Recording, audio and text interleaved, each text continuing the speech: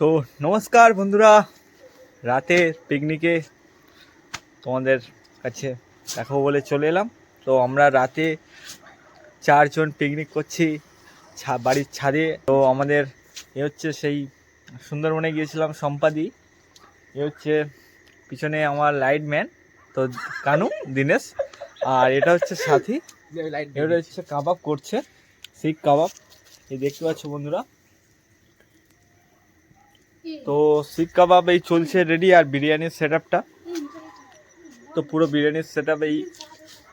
আর আমাদের হচ্ছে চিকেন চাপ, এই চিকেন চাপ রেডি হচ্ছে, চিকেন চাপ এটা। তো সম্পা, তুমি একটু হাই করে দাও।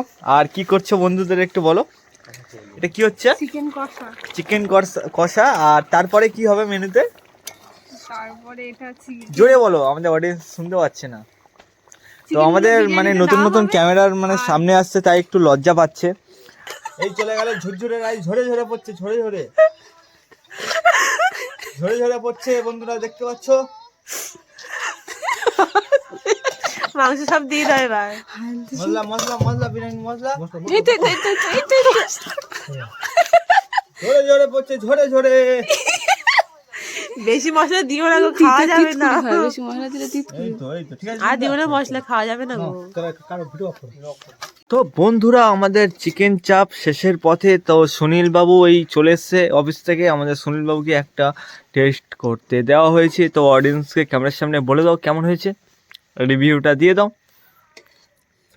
আমি অনেক হোটেলে চিকেন চাপ খেয়েছি, বিরিয়ানি খেয়েছি, বাকি এই প্রথম আমরা সবাই একসাথে আজকের এই পিকনিক করছি।